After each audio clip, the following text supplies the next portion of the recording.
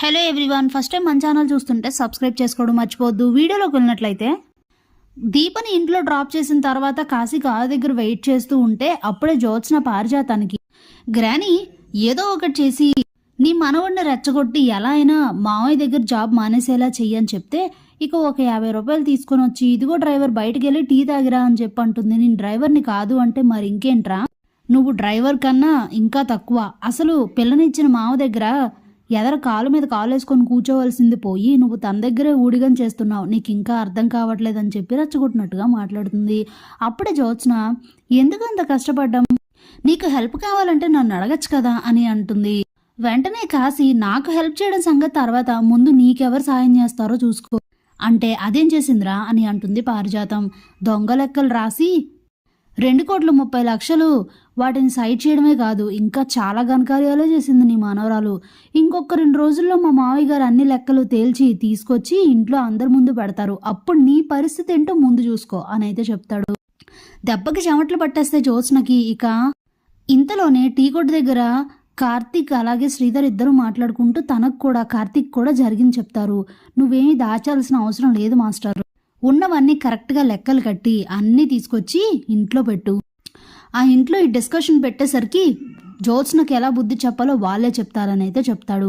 సరే అని చెప్తాడు శ్రీధర్. ఇంతలో జ్యోత్స్న వారు మాట్లాడుకుంటూ ఉంటారు. అసలు ఏంటిదంతా, నా ఏం చేసినా నాకు చెప్పమని చెప్పాను కానీ నువ్వు నా మాట వినలేదు. ఇప్పుడు చూడు నీ సమస్యని నువ్వే కొని తెచ్చుకున్నావు. ఇప్పుడు ఈ గండం నుంచి నిన్ను ఎలా రక్షించాలో నాకు తెలియట్లేదు. నువ్వు అసలు మొత్తం ఎంత డబ్బుల్ని సైడ్ చేసావు అని అడిగితే ఇప్పుడు ఆ లెక్కల గురించి మాట్లాడుకొని ఉపయోగం లేదు.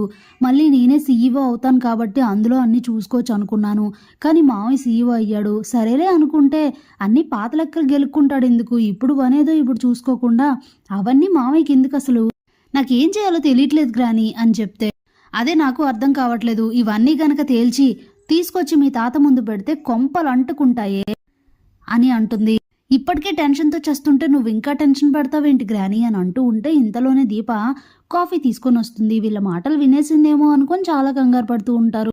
నువ్వెప్పుడు వచ్చావు అని అడిగితే ఇప్పుడే వచ్చానులే, ఇదిగో కాఫీ అని ఇస్తే, ఎందుకు అలా కంగారు పడుతున్నారు ఇద్దరు అని అడిగితే నీ గురించి అని చెప్తారు. ఎందుకు నా గురించి అని అడుగుతుంది దీప. మొన్న జారి పడినట్టు మళ్ళీ ఎప్పుడైనా మళ్ళీ జారి పడితే నీ బిడ్డకి ఏదైనా అయితే నీతో సేవలు చేయించుకుంటున్న మమ్మల్నే అనుకుంటున్నావని అంటుంది. నేనే ఊరికే జారి పడలేదు, పడేయాలని ప్రయత్నిస్తే పడబోయాను. నా బిడ్డ జోలికి వస్తే ఏం జరుగుతుందో మీ అందరికీ బాగా తెలుసు అని ఒక వార్నింగ్ ఇచ్చేసి అక్కడి నుంచి వెళ్ళిపోతుంది దీప.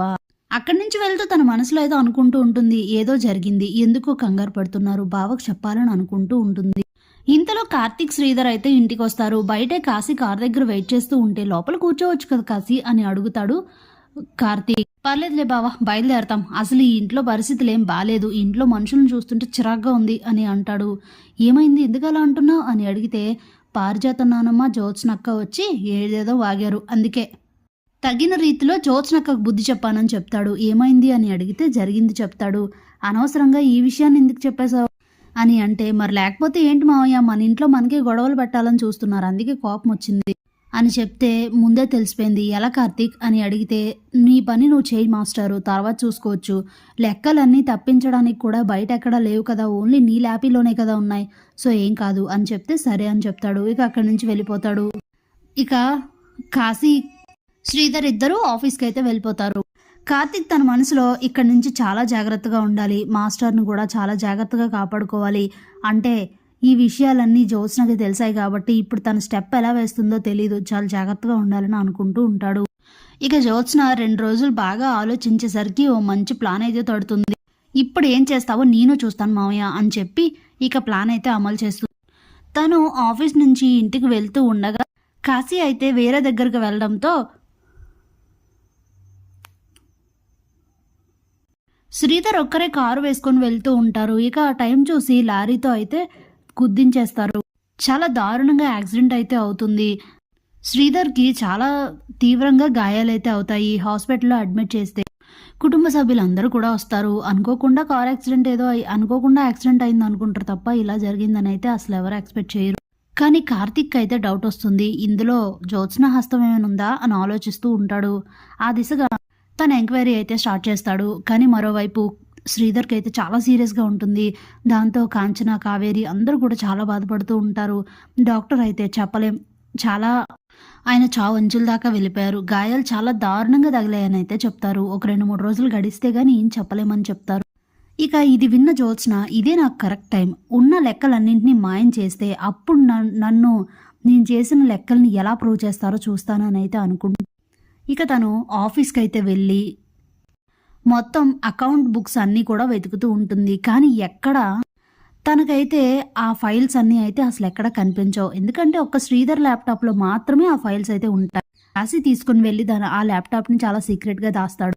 ఇక అలా వెతుకుతూ ఆలోచిస్తూ ఉంటుంది. ఏదో ఒకటి చేసి నన్ను నేనైతే కాపాడుకోవాల్సిన అవసరం ఉందని ఆలోచిస్తూ ఉంటుంది. మరోవైపు శ్రీధర్‌కైతే హెల్త్ చాలా సీరియస్‌గా ఉంటుంది. ఇక ఒక 3 డేస్ గడిచిన తర్వాత ప్రాణాలకు ప్రమాదం లేదు కానీ చాలా రెస్ట్ అయితే అవసరమని డాక్టర్ చెప్తారు. Thanks for watching.